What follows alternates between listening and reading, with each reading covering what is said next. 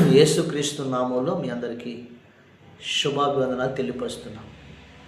మనం ఏ స్థితిలో ఉన్నప్పటికీ ఆ స్థితిలోనే ప్రతిరోజు దేవునికి కృతజ్ఞతాస్తుతులు చెల్లిస్తే మన జీవితాల్లో అద్భుతాలు చూడటం, మన బ్రతుకులు మారటం మనం గమనిస్తూ ఉంటాం.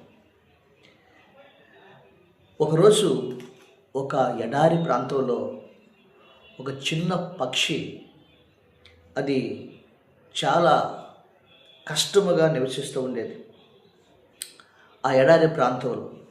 అయితే కనీసం తినటానికి ఆహారం లేదు, తాగటానికి నీళ్ళు లేవు, తలదాచుకోవటానికి కూడా ఆ ఎడారిలో గూడు లేని పరిస్థితిలో ఉంది. అప్పుడు ఆ పక్షి దేవునికి ఇలా ప్రార్థన చేసింది, దేవుడా, నాకెందుకు ఈ కష్టం, నాకు ఎన్నాళ్ళు ఈ కష్టం అని ఆ యొక్క దేవుణ్ణి ప్రార్థించింది. నాకు చాలా కష్టంగా ఉంది అని ఆ పక్షి దేవునికి ప్రార్థించిందట. అప్పుడు ఎంతకాలం నేను ఈ విధంగా బాధపడాలి, నా కష్టాలు ఎప్పుడు తీరతాయి అని కన్నీటితో దేవునికి ప్రార్థించిందంట. అలా ప్రార్థించినప్పుడు ఆ మార్గము గుండా ఒక దేవదూత నడుచుకుంటూ వస్తూ ఉందంట. అప్పుడు ఈ పక్షి ఆ దేవదూతను అడిగిందంట, నువ్వు ఎక్కడికి వెళ్తున్నావు అని. అప్పుడు ఆ దేవత దిగింది. ఆ దేవదూత అంది, నేను దేవుణ్ణి కలుసుకోవటానికి వెళ్తున్నాను అంది. అయితే దయచేసి నా గురించి ఆ దేవునికి చెప్పవా, ఈ ఎడారిలో నేను చాలా కష్టం అనిపిస్తున్నాను, చాలా కష్టం అనిపిస్తున్నాను, నా జీవితంలో ఆనందం లేదు, నా జీవితంలో సంతోషం లేదు అని ఆ దేవదూత తన కష్టం చెప్పి ఆ పక్షి దేవునితో నా గురించి చెప్పమని అడిగిందంట. సరే, ఆ దేవునికి నేను చెప్తాను నీ గురించి అని ఈ దేవదూత అప్పుడు చెప్పి ఆ దేవుని దగ్గర కలుసుకోవడానికి వెళ్ళిందంట. అప్పుడు ఆ దేవదూత ఆ దేవునితో చెప్తుందంట. ఏం చెప్తుందంటే, ఆ దేవదూత అందంట, ఇలా పక్షి చాలా కష్టమైన పరిస్థితిలో ఉంది అని ఆ పక్షి గురించి జరిగిందంతా దేవుడు చెప్పిందంట. అప్పుడు దేవుడు అన్నట, తన తలరాత అంతే, జీవితాంతం అలా ఏడుస్తూ బాధపడాల్సిందే అని దేవుడు చెప్పాడంట. దేవదూత షాక్ అయిందంట. ఆ మాట చెప్తే ఆ పక్షి తట్టుకోలేదు, ఆశ చచ్చిపోతుంది, ఏదో ఒక మార్గం చెప్పండి అని దేవుణ్ణి అడిగిందంట ఆ దేవదూత. అప్పుడు దేవుడు ఒక సలహా ఇచ్చాడంట. అయితే ప్రతిరోజు ఆ పక్షిని థ్యాంక్ యూ గాడ్ అని చెప్పాను, కృతజ్ఞతా స్తుతులు చెల్లించమని చెప్పు, ప్రతిరోజు ప్రతి క్షణము దేవునికి కృతజ్ఞతా స్తుతులు చెల్లించమని చెప్పు అని ఆ పక్షికి చెప్పు అని దేవుడు ఆ దేవదూతతో చెప్పాడట.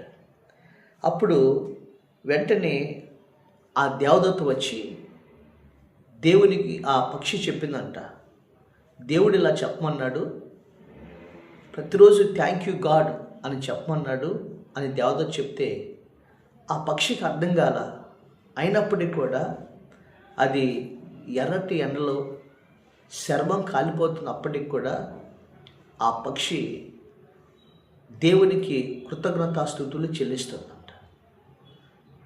ప్రతిరోజు ప్రతి క్షణం థ్యాంక్ యూ గాడ్ అంటుందంట.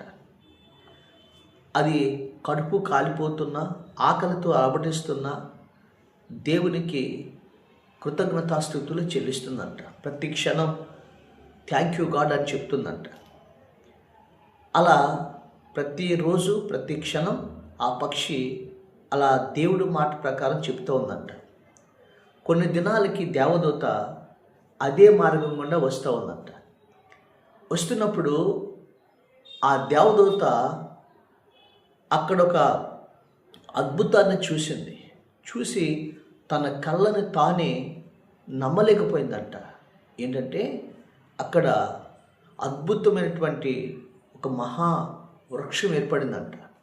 ఆ పక్షికి ఒక నూతనటువంటి రెక్కలు ఆ పక్షికి వచ్చినాయంట. తర్వాత ఆ ఎడారిలో అంత కూడా పచ్చిక బయలుగా మారిందంట. ఆ మార్గంలో ఒక కొలను నీటి కొలను ఏర్పడిందంట. ఆ పక్షి అద్భుతంగా ఆ సంతోషంతో ఆ నీళ్లు తాగుతూ ఆ వృక్షం మీద జీవిస్తూ తన సంతానాన్ని ఉత్పత్తి చేస్తూ ఆనందంతో పాటలు పాడుతూ ఉందంట. అది చూసి దేవదూత ఆశ్చర్యపోయి దేవుణ్ణి అడిగిందట. దాని తలరాత ఇంతే, అది బ్రతికినంతకాలం అలా ఏడుస్తూ బతకాల్సిందే అని అన్నారు కదా, అలాంటిది మరి ఎలా మారింది తన జీవితం అంటే అప్పుడు అన్నట్ట. దాని తలరాత మారలేదు, దాని యాటిట్యూడ్ మారింది. అంటే కష్టాల్లో కూడా దేవునికి కృతజ్ఞతాస్తుతులు చెప్పడం ఎప్పుడైతే మొదలుపెట్టిందో తన జీవితాల్లో అద్భుతాలు జరగటం మొదలయ్యాయి అని దేవుడు ఆ దేవదూతతో చెప్పాడంట. అప్పుడు ఆ దేవదూత ఆశ్చర్యపోయిందంట. ఈరోజు మన జీవితాల్లో కూడా మన పరిస్థితులు ఎలాగున్నప్పటికీ, మన బ్రతుకు ప్రతికూలంగా ఉన్నప్పటికీ మనం కూడా దేవునికి కృతజ్ఞతాస్తుతులు చెల్లిస్తే, దేవునికి మనం కష్టాలనైనా సంతోషాలనైనా దేవునికి కృతజ్ఞతాస్తుతులు చెల్లిస్తే మన జీవితాల్లో కూడా మన బ్రతుకులు కూడా దేవుడు ఆయన అద్భుతాలు జరగటం ప్రారంభిస్తాయి. మన బ్రతుకులు మారిపోవటం ప్రారంభిస్తాయి. అందుకని ఆ పక్షి ఎర్రటి ఎండలో చర్మం కాలిపోతున్నా, అది ఎగరలేని పరిస్థితిలో ఉన్న దేవదూత చెప్పినట్లుగానే దేవునికి కృతజ్ఞతాస్తుతులు చెల్లించింది. కడుపు కాలిపోతున్నా, ఆకలికి అలమటిస్తున్నా దేవునికి కృతజ్ఞతాస్తుతులు చెల్లించింది. కృతజ్ఞతాస్తుతులు చెల్లించడం ఎప్పుడు మొదలుపెట్టిందో తన బ్రతుకులో అద్భుతాలు జరగటం మొదలుపెట్టింది. ఎడారిగా ఉన్న ప్రాంతం యోదోను వనముగా మారిపోయింది.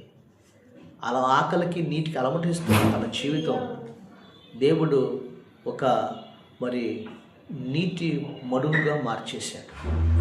ఒంటరిగా ఉన్న ఆ పక్షి జీవితం నిలువు నీడలేనప్పుడు ఒక మహావృక్షం ఏర్పరిచాడు. ఆ పచ్చదనంలో అద్భుతంగా తన సంతానం ఉత్పత్తి చేస్తూ పిల్లలతో తన కుటుంబంతో ఆనందంగా దేవుని పాటలు పాడుతూ ఉంది.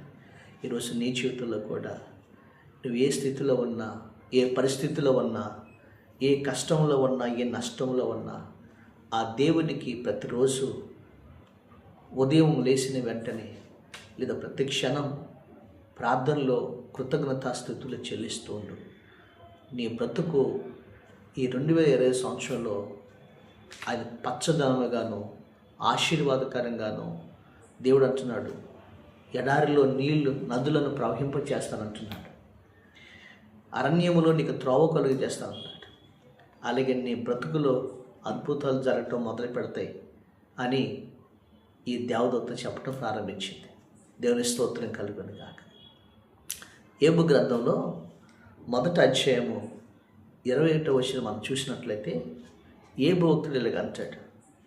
తను సర్వము కోల్పోయాడు, తన సమస్తాన్ని ఆయన నష్టపోయాడు.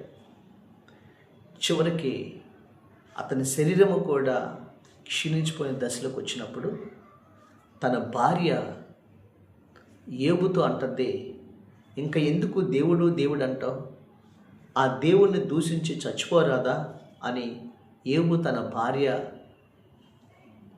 యోబుతో అంటే, అప్పుడు యోబు అంటాడు, నేను తల్లి గర్భంలో నుండి దిగంబరున ఇచ్చాను, నేను ఏమీ తీసుకురాలేదు, అలాగే పోయేటప్పుడు కూడా నేను ఏమీ తీసుకుని వెళ్ళను, యెహోవాయే ఇచ్చాడు, యెహోవాయే తీసుకున్నాడు, ఆ యెహోవాకే స్తుతి కలుగునుగా. కానీ ఆ కష్టంలో కూడా ఆ శ్రమలో కూడా, ఆ నష్టంలో కూడా యోబు దేవునికి కృతజ్ఞతాస్తుతులు చెల్లించడం ప్రారంభించాడు.